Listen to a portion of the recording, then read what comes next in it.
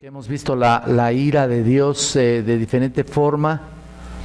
Hemos visto la ira de Dios en el estudio de Packer y también de todo lo que dice Pink, ¿no es cierto? Todas las, bueno, no es todo, realmente tienen unas notas impresionantes, todo lo que habla de Packer, todo lo que habla que ya les compartí especialmente, ¿se acuerdan? Ahí tienen sus notas, el significado de la ira, y luego también vimos, ya ahí comenzamos a ver lo de Pink, la revelación de la ira de Dios, y luego la salvación de la ira de Dios. Tienen sus notas, ¿no? Espero que las tengan, y si no, bueno, ni modo, ya queda. Entonces, también vimos varias cosas así relacionadas con la ira de Dios, que más bien es cuántos predicadores y cuántos maestros incluso no mencionan el juicio de Dios, y es parte de su ira. Si no hubiera o no estuviera la ira de Dios, realmente sería un Dios amoral, dijimos, que soportaría el pecado. Y bueno, pues está bien, ¿no? Como el hombre pecó, pues hay que soportar el pecado, pero cada vez que pecamos, deshonramos a nuestro Padre Celestial, en serio. Y aquí vamos precisamente en las notas del pastor John MacArthur, lo tienen ahí también, ¿no? Les puse una hojita donde al final hablamos de lo que dice él. Y bueno, les comento que podemos conocer al Dios amoroso, bondadoso. Él menciona eso, ¿no? Podemos conocer al Dios eterno, milagroso. Es el lado que nos gusta, ¿no? Nos encanta ese lado, ese Dios que provee las cosas, ¿no? Ese Dios que te encanta, que te va a bendecir siempre, ¿no? Te gusta mucho un Dios que dé todo por ti, ¿no? Que se preocupe por ti, que te ame y te vea en los momentos que tú necesitas, ¿no? Ese es el Dios que todos esperan. Yo mismo, sinceramente, ¿no? Pero ese solamente es un lado de la moneda, ¿no? Esa solamente es una parte. La otra, nos resistimos a creer que hay un Dios lleno de ira, un Dios lleno de justicia, que Él va a dar el pago de acuerdo a todas las cosas que podamos hacer. O sea, es decir, Él va a dar el pago a todo el pecado que hemos desarrollado. Y bueno, como les digo, nos encanta el Dios amoroso, bondadoso, milagroso. Es el lado que aún los mismos cristianos aceptan y reciben. El todopoderoso, majestuoso, incluso maravilloso, que nos tiene perfectamente bien en todos los sentidos, y que sería incapaz de hacerte daño, ¿no? Entonces, y por supuesto incapaz de castigar al hombre. Eso es lo que la gente piensa, ¿no? De hecho, yo tenía una tía que decía, no, Dios no castiga. ¿Cómo crees? No, esa es una parte que tú... no es cierto eso, Dios no castiga, solo te hace ver tus errores, ¿no? Nos gusta, ¿no? Está padre, ¿no? Está tranquilo, ¿no? O sea, Dios no te va a hacer nada, ¿no? Y claramente, aún en los mismos creyentes, la palabra dice claramente en Hebreos 12, cómo disciplina al que ama y azota a todo aquel que recibe por hijo. Entonces, ¿qué es eso? ¿Qué tipo de Dios es ese?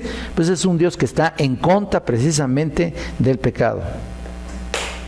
Entonces, como les digo, si Dios no castigara, sería un Dios amoral, porque acepta todas las ofensas del pecador y nunca le muestra lo que le tiene que, en qué parte se tiene que arrepentir.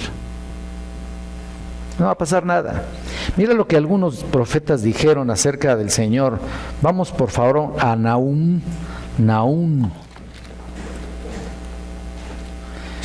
un libro que poco vemos. Es más, me cuesta trabajo encontrarlo. Pues sí, la verdad, ¿para qué digo que no, verdad? Pero es un libro que está ahí en medio de Miqueas y de Sofonías, de Habacuc. Nahum capítulo 1, versículo 2.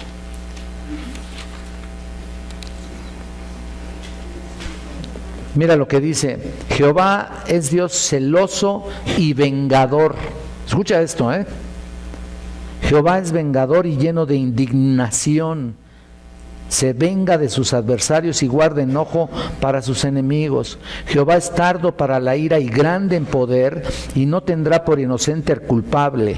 Jehová marcha en la tempestad y el torbellino, y las nubes son el polvo de sus pies. Mira el versículo 7, por favor, el 6. ¿Quién permanecerá delante de su ira? ¿Quién quedará en pie en su ardor de su enojo? Su ira se derrama como fuego, y por él se hienden las peñas.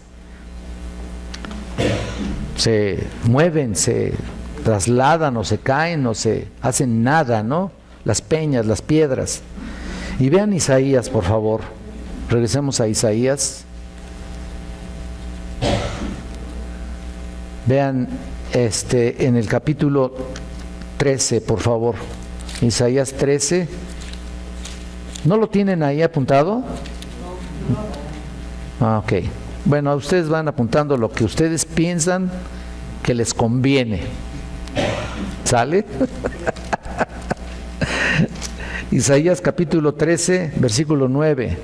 Mira lo que dice: he aquí el día de Jehová viene, terrible y de indignación y ardor de ira, para convertir la tierra en soledad y raer de ella a sus pecadores.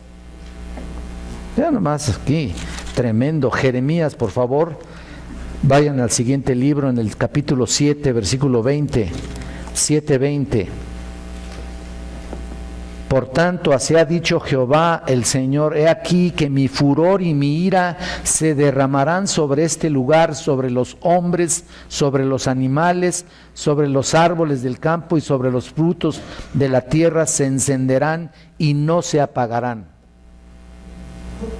No suena muy amable, ¿no? Todo eso, ¿no? No suena muy acorde a lo que realmente queremos, a lo que, pues, a lo que quisiéramos, ¿no? Incluso en el Nuevo Testamento, si vas a Mateo 3, ves lo que dice lo que dice Juan el Bautista en el capítulo 3 de Mateo.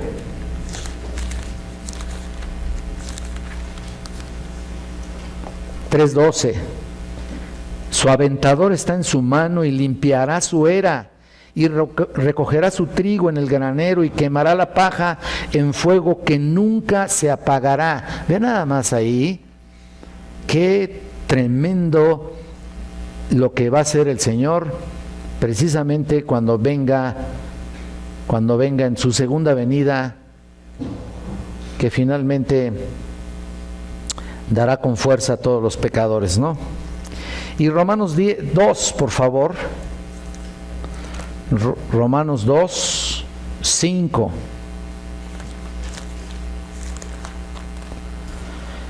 Dice: pero por tu dureza y por tu corazón no arrepentido, atesoras para ti mismo ira para el día de la ira y de la revelación del justo juicio de Dios. Nota ahí, qué tremendo, ¿no? Aquí está precisamente la gente que sigue resistiéndose al arrepentimiento, ¿no? Aquella gente que ves en las iglesias ocupando un sitio en su lugar ahí, que no se ha arrepentido de sus pecados. Y aquí no está hablando de dinero, simplemente atesoras para ti mismo ira para el día de la ira. Fuertísimo, ¿no? Estas son las partes que no nos gusta ver, ¿no? Que a la mayoría de las iglesias la hacen a un lado porque no quieren que la gente se asuste o se traume o o tengan una imagen distorsionada de lo que es el verdadero Dios, un Dios de justicia, ¿no?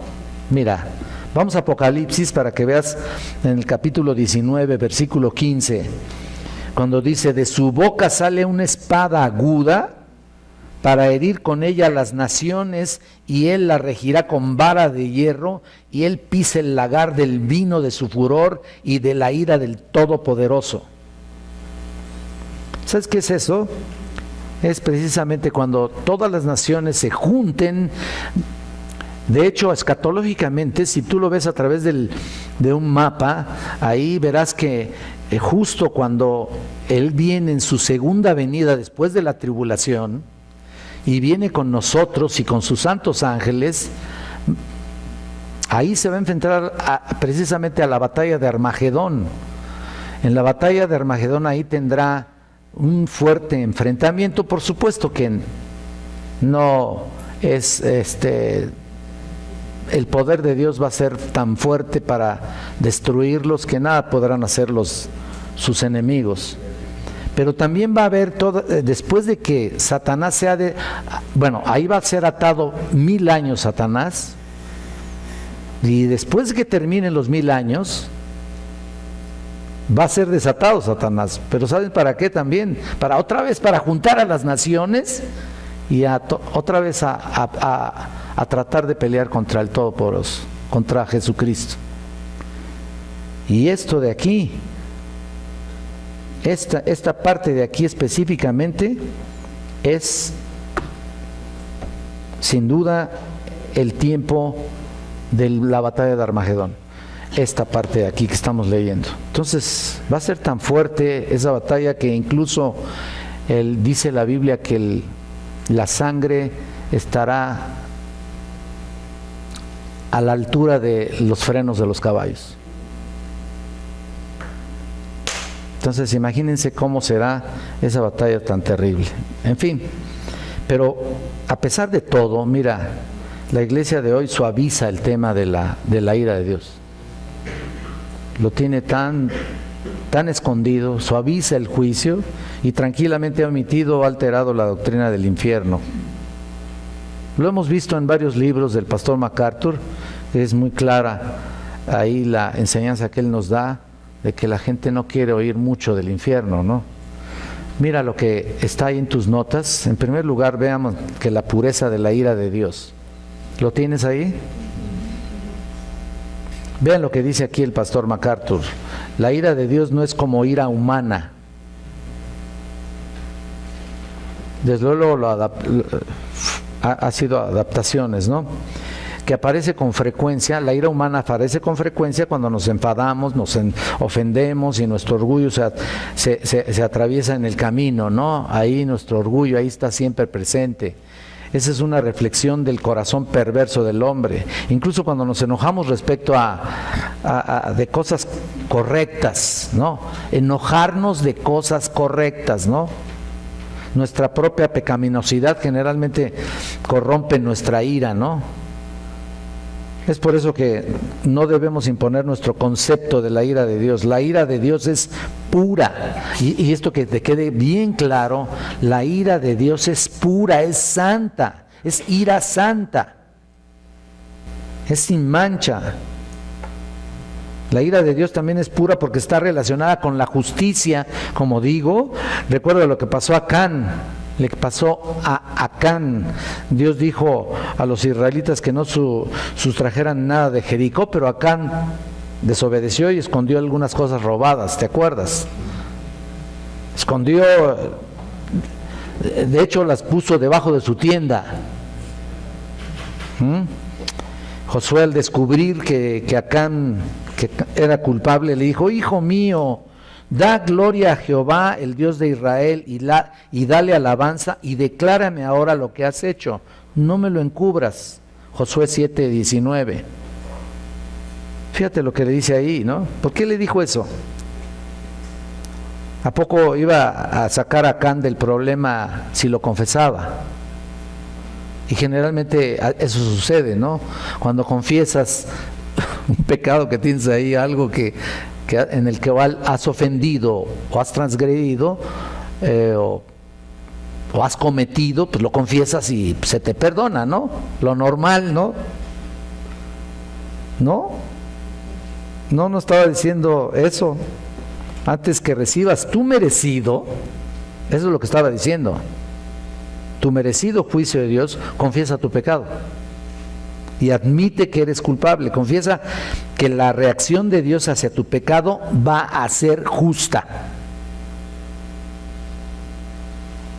¿Cuál fue el juicio de Dios contra Acán? Mira, Acán y su familia de alguna manera debió de haber participado en el acto, ¿no? Y sin embargo, Dios lo condenó a muerte, a él y a toda la familia. Y cualquiera que lee esto dice, mira nomás, ¿qué es esto? ¿Cómo es posible? ¿No que tenemos un Dios amoroso? ¿No que tenemos un Dios misericordioso? Mira nomás lo que hizo, ¿no? Y quieren enjuiciar a Dios en su propio concepto, en su propio criterio, y tenerlo ahí y más bien acusarlo a él, ¿no? Es lo que quisieran. Pues no, los condenó a muerte y Dios nunca se equivoca en el ejercicio de su ira. Y como les digo, tal vez su familia, sus hijos o sus familiares también iban a participar. Es como cuando Dios manda destruir hasta los bebés, ¿no? ¿Te acuerdas? Cuando manda limpiar ahí a toda la tierra de Canaán. Pues ¿qué pasó? ¿Por qué a los niños, no? Mira, quedando una semilla ahí, una pequeña semilla, ese niño pudiera, dejándolo vivo, pudiera crecer y ser otra vez otro enemigo más de él. ¿Él sabe por qué? Entonces, condenó a muerte a Acán y su familia, y realmente él no coge arrebatados de ira momentánea, o sea, no se arrebata en su ira.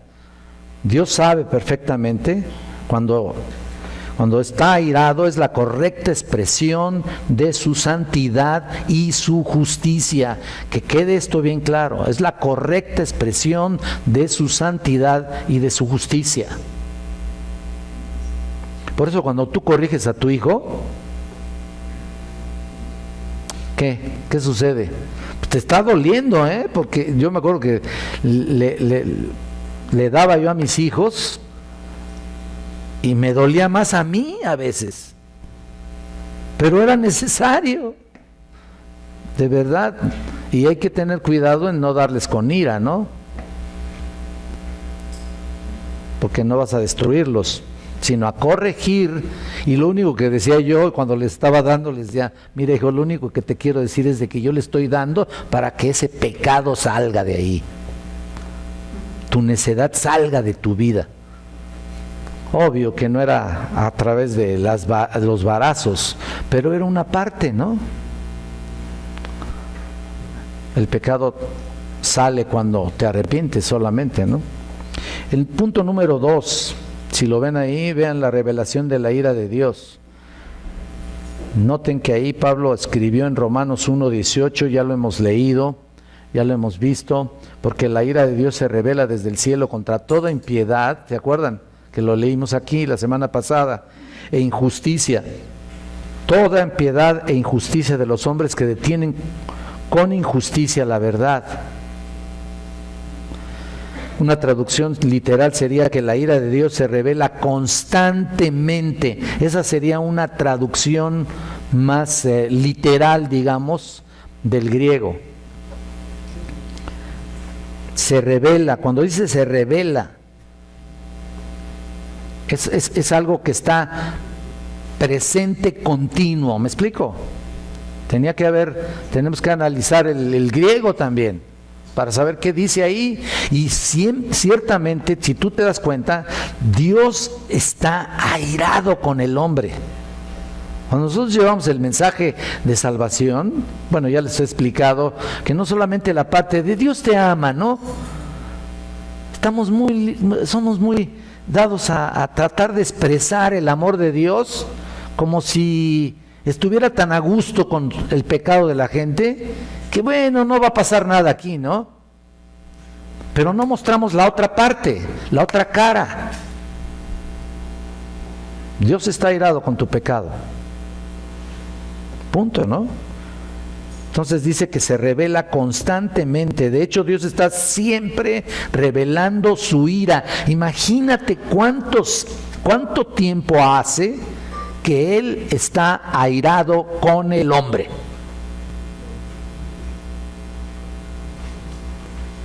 Siempre. Siempre.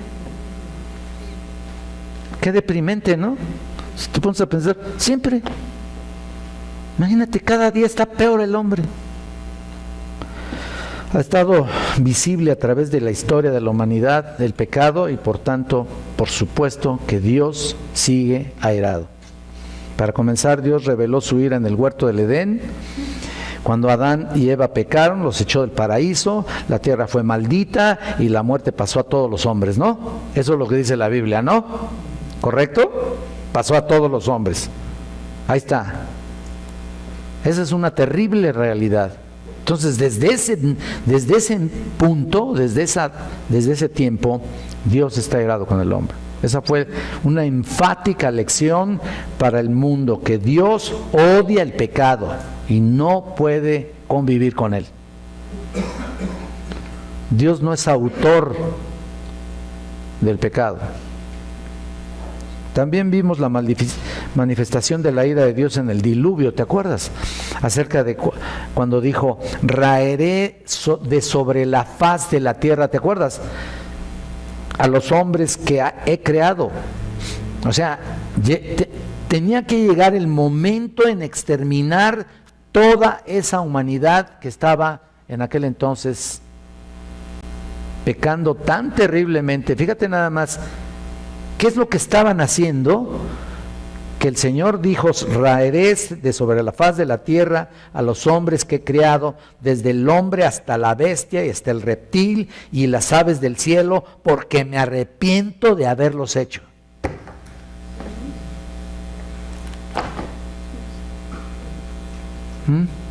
¿Qué tal? Fíjate nada más qué estaban haciendo. ¿Qué estamos haciendo ahora? ¿Qué está haciendo ahora el hombre? No estoy hablando del creyente renovado, del creyente redimido. Estoy hablando del pecador, del hombre. Fíjate nada más lo que está haciendo. ¿Cuánto tiempo falta para que el Señor haga lo mismo, pero de otra manera? Y lo peor de todo es que están pensando que están haciendo las cosas bien. Lo peor de todo es de que tú vas con alguien y se sienten buenos. Las religiones los tienen embobados así. Sus religiones los tienen hipnotizados y básicamente encadenados. Son religiones malditas que detienen, por supuesto, el concepto en el hombre de lo que es el verdadero pecado. Recuerdo que, no esta vez, pero la vez pasada que fui a Guadalajara, cuando fui con toda mi familia ahí, nos reunimos con una tía que tiene 92 años, más grande que mi mamá, fíjense nada más. Tiene 93 mi tía. Y su esposo tiene 99. Ya, de hecho, ya va a cumplir en el 2016, ya va a cumplir 100. Un tío mío. Me acaban de mandar la foto. Está, pero ni parece el señor, ¿no? Claro, ya no puede caminar, está en silla de ruedas. Pero está coherente en sus 5 sentidos, ¿no? Está coherente en lo que cabe, ¿no? Y mi tía me decía en aquel entonces, no, tu tío dice es un santo. Dije yo, santo Dios, qué barbaridad. Están encadenados a sus religiones. Este pobre tío tiene un hermano que está en el Vaticano y ya por eso cree que, imagínense qué cadena tan terrible. Pero yo recuerdo hace como 25 años que fuimos a Guadalajara a predicar y a cantar en una iglesia, en esta misma que fui, pero estaba en otro lugar. Los invité y ellos fueron, y di el mensaje de salvación. Ahí estaba mi tío y mi tía, los dos. Yo les he hablado a todos, hermanos, pero no quieren nada, están encadenados, se creen buenos y desgraciadamente les espera lo peor. Ahora, hablando de Génesis 6, 7 que estábamos viendo aquí, Dios demostró su ira también en la destrucción de Sodoma y Gomorra, ¿te acuerdas? Qué tremendo, la maldición de la ley sobre todo transgresor, ese es el punto, todo transgresor, y la institución del sistema levítico, ¿te acuerdas? Pero además la demostración más grande de la ira de Dios fueron los sufrimientos y la crucifixión de Cristo ahí derramados en su Hijo, ¿no? Acuérdate que toda su ira fue manifestada en su Hijo. Todos nuestros pecados fueron, en lugar de ser castigados nosotros, Él los recibió en lugar nuestro. Todas las eternidades de todos los que habríamos de haber ido al infierno, Él las estaba sufriendo. El odio de tanto pecado que derramó su furia contra su Hijo cuando llevó nuestras iniquidades y sufrió nuestros dolores. Y lo que dice en Isaías 53, ¿no? Y nosotros le tuvimos por azotado, por herido de Dios y abatido. Todo ese capítulo 53 maravilloso, pero a la vez terrible, ¿no? Cómo se describe crudamente la ira de Dios sobre el Hijo de Dios. Y es posible que cualquiera de nosotros esté pensando que hay muchas personas en el mundo que pecan desmedidamente, descaradamente y no les pasa nada, ¿no es cierto? A lo mejor estás pensando hasta incluso en algunos familiares tuyos, ¿no? Sí, claro, yo por eso los estoy comentando esto. ¿Por qué siguen igual, no? Bueno, a la postre se revelará la ira de Dios tarde o temprano. Mira lo que dice Jonathan Edwards, que ilustra esta verdad así. Escucha, la ira de Dios es la ira de Dios es como mucha cantidad de agua embalsada por un dique. Con el tiempo aumenta más y más hasta que finalmente se le da un desahogo. Sí, ya sabes, ¿no? Como de alguna manera sale el agua, ¿no? Tiene que salir, no puede quedarse ahí. Bueno, esto no es lo que está diciendo Jonathan Edwards. Aquí hice un alto y continúo. Y mientras más dure la retención del líquido, más rápido y poderoso es el torrente una vez que se libera. Es verdad, ese juicio contra las obras malvadas, todavía el Señor no la ha ejecutado. Las inundaciones de la venganza de Dios por ahora se detuvieron. Entre tanto, tu culpa va en aumento y cada día atesora más ira. Las aguas suben constantemente y se vuelven más y más poderosas. Y no hay nada sino el simple beneplácito de Dios lo que las retiene. Ya que no están dispuestas a que las detengan y se esfuerzan para seguir adelante. Si Dios solo retirase su mano de la compuerta, de inmediato se abriría de par en par y las fieras aguas de la terrible ira de Dios se apresurarían con furia inconcebible y vendrán sobre ti con poder omnipotente. Fin de la cita. Esa es una parte, un extracto del sermón que se llama Pecadores en manos de un Dios airado, que está por ahí en algún libro, en alguna parte importante. Dios puede escoger detener su ira por un tiempo. De hecho, lo escogió así, ¿no es cierto? De hecho, la misericordia de Dios, yo fui enseñado de esta manera: la misericordia de Dios significa no darnos lo que merecemos. Y también significa darnos, o sea, a su Hijo, lo que no merecemos, o la salvación, ¿no?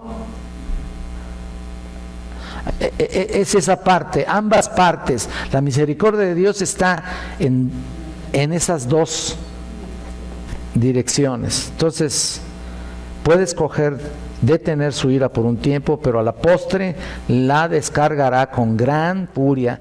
Pablo explicó que los pecadores acumulan ira que un día chocará violentamente contra ellos. David usó otra analogía también para describir cómo Dios contiene su ira.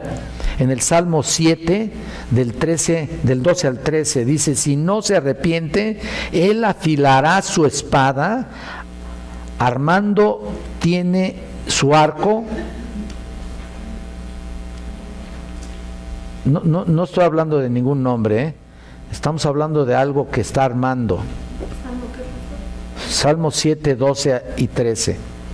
Y lo ha preparado, asimismo ha preparado armas de muerte y ha labrado saetas ardientes, dice. Mientras Dios entiese su arco, más profundamente se hundirá la flecha cuando Él la suelte. O sea, entieses cuando más jala, ¿no? Cuando más detiene esta parte de acá, ¿no? Con más fuerza en el momento de soltar la flecha o la saeta, o va a hundirse más profundamente cuando la suelte. Entonces, si parece que los pecados de los seres humanos pasan desapercibidos, puede ser que Dios esté almacenando las aguas de su ira y afilando su espada o deteniendo su saeta. Él arregla todas las cuentas a su tiempo y de una manera perfecta. Y ese es el punto. En su tiempo, en su momento, no en el tiempo que pensemos nosotros. Porque siempre vemos algo terrible, ¿no? Que está pasando, ya ven ustedes en televisión, en internet, lo que sea, periódicos. Hoy dices tú, ¿en qué momento aquí Dios tiene que obrar, no? Obrar con ira sobre tantos malvados que están por ahí. Mira, ¿sabes qué? Él sabrá en qué momento. Él sabe. Él tiene un programa. No puede apresurarse a desarrollarlo en el momento que pensemos. Él sabe cuándo. Así como cuando sabe que un día va a venir por su iglesia y sabe cuándo, en qué momento tenemos que estar más apercibidos de su venida, que Él venga por nosotros, por su iglesia, y cuánto hemos de vivir en santidad y en pureza para que seamos aptos al reino de los cielos. Mira, finalmente nadie es apto, ¿eh? Sinceramente, nadie somos aptos. Nadie. ¿Qué va? Número 3, la naturaleza personal de la ira de Dios. Dios revela su ira desde el cielo a través de su implicación personal. O sea, es personal. Él no es una fuerza cósmica que hizo leyes morales y físicas y después dejó que siguiesen su rumbo. Bueno, pues ahí arréglate como puedas, ¿no? Su ira no es un juicio automático o ejecutado por una computadora celestial anónima, dice aquí el pastor MacArthur. No, la Biblia muestra que dentro de su corazón hay una intensa reacción personal contra el pecado. algunos de los vocablos hebreos que se usan en el Antiguo Testamento ponen de manifiesto la realidad de la santa ira de Dios contra el pecado. El vocablo charak, por ejemplo, significa volverse caliente o arder de ira. La ira de Dios se encendió contra Israel y mira, ahí es la más terrible forma de expresión de su ira, cuando se enciende especialmente contra Israel. Y a través de la historia y a través de la Biblia lo que hemos visto, toda esa manifestación de juicios desatados en su palabra. Ahí está el charak, ¿no? Ahí está el arder de furia, ¿no? Como cuando te ardes indignamente por algo que se está cometiendo, ¿no? ¿No te indignas por el pecado? ¿No te indignas por tantas cosas terribles que están sucediendo? Mira, hay un montón de cosas, ni siquiera quiero mencionarlas porque aquí no acabamos, sinceramente. Yo me indigno y me enojo de veras contra tanta porquería que tú estás viendo, no en nuestro país, en el mundo. Entonces, pero la ira de Dios se manifestó contra Israel por involucrarse, ¿sabes en qué? ¿Sabes cuál es lo peor? ¿Sabes cuál es la peor ofensa contra Dios? Exactamente.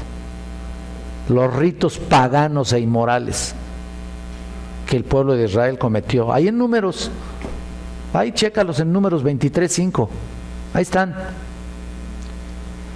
Dios mandó a Moisés a ejecutar a todos los diligentes ahí implicados para que el ardor de su ira se apartase de su pueblo. Otro vocablo que se utiliza en el Antiguo Testamento es la palabra charón, y se refiere a una ira feroz, ardiente.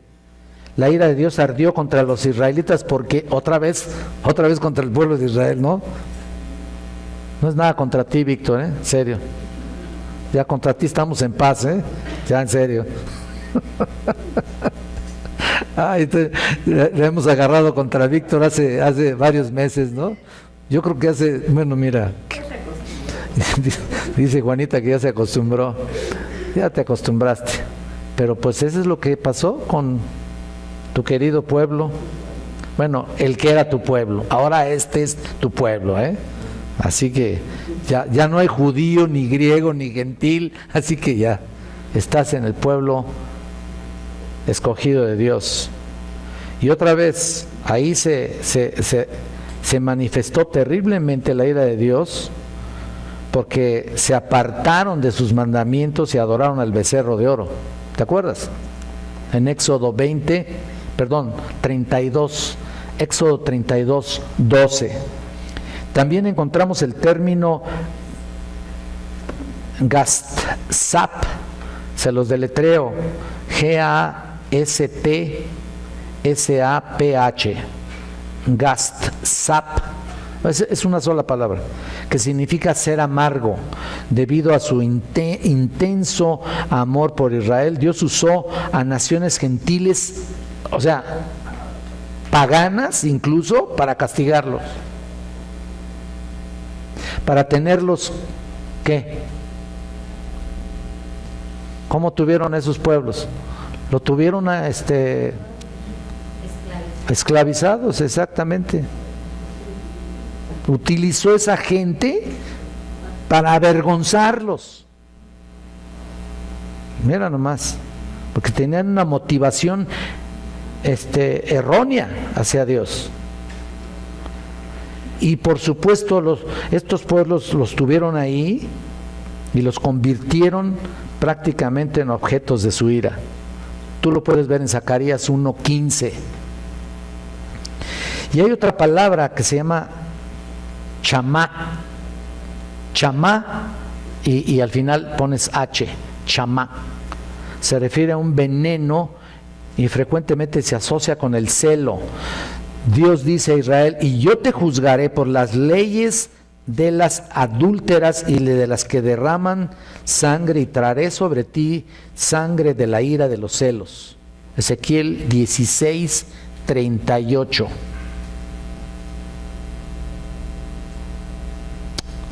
¿Sí lo apuntaste?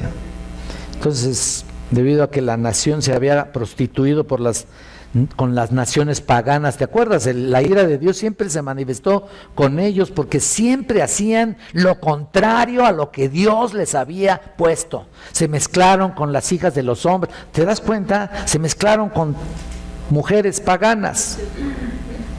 Ahí está. La ira de Dios se permanecería sobre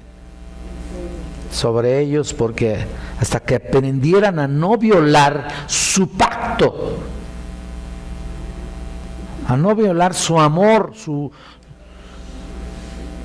o sea, la ley que había puesto, simplemente, mira, el hecho de cumplirla en tus fuerzas, sencillamente era mostrándote tu realidad, mostrando la realidad de su pecado.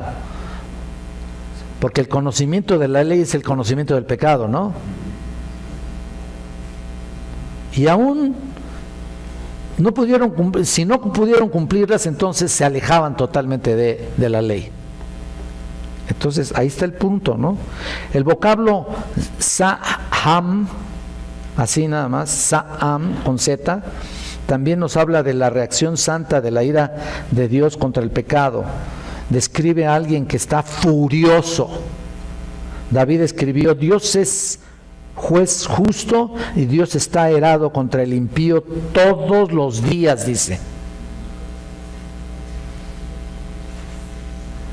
Qué tremendo, ¿no? Todos los días. Ese es el Salmo 7:11. La traducción de la Reina Valera 60 es como que lo acentúa más, dice: Dios está airado contra el impío todos los días, así, literal. En el Nuevo Testamento, Pablo escribió: pero la ira y el enojo y los que son contenciosos y no obedecen a la verdad, sino que obedecen a la injusticia, tribulación y angustia sobre todo ser humano que hace lo malo, al judío primeramente y también al griego. Otra vez sobre el judío.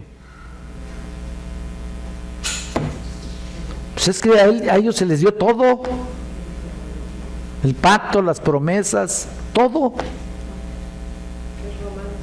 Romanos 2, 8 y 9. Entonces, la raíz del vocablo griego que se traduce como ira significa ira apurada, o respirar violentamente. Esto, ¿sí me explico? Como cuando estás con algo que de veras estás enojado, ¿no? Respiras así. Se le ha usado desde los tiempos de Homero para referirse a la ira que inflama dentro de una persona. Se utiliza en la Biblia para describir el deseo de Faraón cuando estaba queriendo matar a Moisés, ¿te acuerdas? ¿O no? La furia de la multitud enardecida que quería desdeñar a Jesús, ¿te acuerdas? ¿Te acuerdas cuando es la misma palabra? Crucifícale, o sea, ¿te acuerdas esa parte, no? Es eso. Y también asimismo la ira de Dios que rompe como un fuego consumidor en contra de quienes se oponen al señorío de Cristo. La palabra griega que se traduce como indignación sugiere un estado de furia febril. Dice: en ese instante la misericordia y la gracia parece quedar como está en stand-by, ¿me explico? Como que la misericordia y la gracia aquí las voy a tener, pero voy a manifestar mi ira, ¿no? Es lo que yo entiendo en esta parte. Tremendo, ¿no? Entonces, la tolerancia de Dios irrumpe en un despliegue de ira desbordante, furiosa y final. Y peor al final, ¿no? La traducción de tribulación sugiere poner presión en algo o en alguien. Especialmente se refiere a una aflicción que resulta en sufrimiento, tales como los sufrimientos de Cristo o la devastadora persecución que sufrió la iglesia primitiva. Fue tremenda, ¿no?